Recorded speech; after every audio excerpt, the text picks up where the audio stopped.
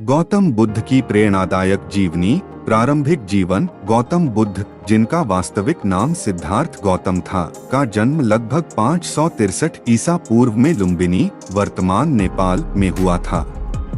उनके पिता राजा शुद्धोधन शाक्य गणराज्य के राजा थे और माता महारानी मायादेवी एक धर्मपरायण और करुणामयी रानी थीं। जन्म के 7 दिन बाद ही उनकी माता का निधन हो गया, जिसके बाद उनका पालन पोषण उनकी मौसी और सौतेली माँ महाप्रजापति गौतमी ने किया। भविष्यवाणी और बचपन। सिद्धार्थ के जन्म के समय एक प्रसिद्ध ऋषि असित ने भविष्यवाणी की कि यह बालक या तो एक महान राजा बनेगा या एक महान संत। यह सुनकर राजा शुद्धोधन ने सिद्धार्थ को संसार के दुखों और पीड़ाओं से दूर रखने का प्रयास किया। उन्होंने सिद्धार्थ को महल में हर सुख सुविधा दी और उनका ध्यान भौतिक सुखों में लगाया। सिद्धार्थ का बचपन अत्यंत सुखद और आनंदमय था। उन्हें घुड़सवारी, तीरंदाजी, शास्त्रों का अध्ययन और अन्य राजसी कलाओं में प्रशिक्षित किया गया, परंतु उनके हृदय में सदैव एक अनजानी प्यास बनी रही। एक प्रश्न जिसने उन्हें भीतर से विचलित किया, जीवन का सच्चा अर्थ क्या है? 4 दृष्टियां। एक दिन 29 वर्ष की आयु में सिद्धार्थ ने महल से बाहर निकलने का निश्चय किया। अपने रथारूढ़ मित्र चन्ना के साथ उन्होंने 4 दृष्टियां देखी, एक वृद्ध व्यक्ति, एक रोगी व्यक्ति, एक मृतक व्यक्ति और एक सन्यासी। इन दृश्यों ने सिद्धार्थ को गहरे सोच में डाल दिया। उन्हें समझ आया कि जीवन में दुख और पीड़ा अनिवार्य हैं और इनसे मुक्ति पाना ही सच्चा लक्ष्य होना चाहिए। तपस्या और ज्ञान की खोज। सिद्धार्थ ने अपने परिवार, पत्नी यशोधरा और पुत्र राहुल को छोड़कर सत्य की खोज में निकलने का निश्चय किया। उन्होंने कठोर तपस्या और ध्यान का मार्ग अपनाया। वह विभिन्न गुरुओं के पास गए, लेकिन कोई भी उन्हें पूर्ण ज्ञान नहीं दे सका। अंततः उन्होंने उरुवेला, वर्तमान बोधगया में बोधि वृक्ष के नीचे बैठकर ध्यान करना प्रारंभ किया। कई दिनों के कठोर तप के बाद वैशाख पूर्णिमा की रात उन्हें साक्षात्कार हुआ और वे बुद्ध जागृत हो गए।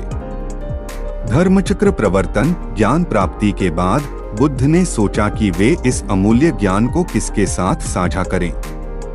उनके पूर्व गुरु आलार कलाम और उद्दक रामपुत्र, जिनसे वे पहले शिक्षा प्राप्त कर चुके थे, अब इस दुनिया में नहीं थे। इसलिए उन्होंने सारनाथ में अपने 5 पूर्व संगी तपस्वियों को धर्म का उपदेश देने का निश्चय किया। सारनाथ में बुद्ध ने अपना पहला उपदेश दिया, जिसे धर्मचक्र प्रवर्तन, धर्म का पहिया चलाना कहा जाता है। इस उपदेश में उन्होंने 4 आर्य सत्य और अष्टांगिक मार्ग की शिक्षा दी। दुख। जीवन में दुख अनिवार्य है। दुख समुदय। दुख का कारण तृष्णा है। दुख निरोध। दुख का निरोध संभव है। दुख निरोध गामिनी प्रतिपदा। दुख निरोध के लिए अष्टांगिक मार्ग का पालन करे। अष्टांगिक मार्ग, जिसे मध्यम मार्ग भी कहा जाता है, जीवन को संतुलित और सच्चाई की दिशा में ले जाता है। इसमें 8 अंग होते हैं। सम्यक दृष्टि, सही दृष्टिकोण रखना। सम्यक संकल्प, सही संकल्प और विचार करना। सम्यक वाक, सही भाषण करना। सम्यक कर्मांत, सही कर्म करना। सम्यक आजीविका, सही आजीविका प्राप्त करना। सम्यक प्रयास, सही प्रयास करना। सम्यक स्मृति, सही स्मृति और जागरूकता रखना। सम्यक समाधि, सही ध्यान और एकाग्रता प्राप्त करना। संघ की स्थापना। बुद्ध ने अपने शिष्यों को संगठित किया और एक संघ की स्थापना की। उन्होंने अपने शिष्यों को विभिन्न दिशाओं में भेजा ताकि वे धर्म का प्रचार प्रसार कर सकें। बुद्ध के समय में संघ अत्यंत संगठित और अनुशासित था। उन्होंने अपने शिष्यों को भिक्षु और भिक्षुणी के रूप में दीक्षित किया और उन्हें धर्म का पालन करने और दूसरों को सिखाने का आदेश दिया। महापरिनिर्वाण। 80 वर्ष की आयु में बुद्ध ने अपने अंतिम दिन कुशीनगर, वर्तमान उत्तर प्रदेश, भारत में बिताए।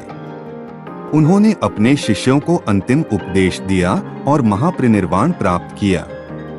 उनके अंतिम वचनों में था, वैधम्मा संखारा अपमादेन संपादे था, अर्थात सभी संगठित चीजें नश्वर हैं। आत्म सावधान रहें और अपना उद्धार करें। बुद्ध की शिक्षा का प्रभाव। बुद्ध की शिक्षा ने अनगिनत लोगों के जीवन को प्रभावित किया है। उन्होंने करुणा, अहिंसा और सच्चाई की शिक्षा दी। उनके सिद्धांतों ने न केवल भारत बल्कि पूरे एशिया और विश्व में गहरा प्रभाव डाला। उनके उपदेशों का अनुसरण करने वाले लाखों लोग आज भी शांति और मुक्ति की खोज में हैं। निष्कर्ष, गौतम बुद्ध की जीवनी हमें सिखाती है कि सच्चा ज्ञान और मुक्ति कठोर तपस्या और आत्म साक्षात्कार से प्राप्त होती है। उनके जीवन की प्रेरणा हमें यह समझने में मदद करती है कि दुखों से मुक्ति संभव है यदि हम सही मार्ग पर चलें। बुढ़ापा में बुद्धि खराब हो जाती है। बूढ़े लोग कुछ भी बोलते रहते हैं, चाहे जितना आप अच्छा भोजन दो, सबसे निंदा करेंगे कि लड़का ये बहू हमको बहुत कष्ट देते, वो तुम्हें सहना होगा। चुपचाप सहकर उनकी सेवा करो तो भगवान की कृपा हो जाएगी।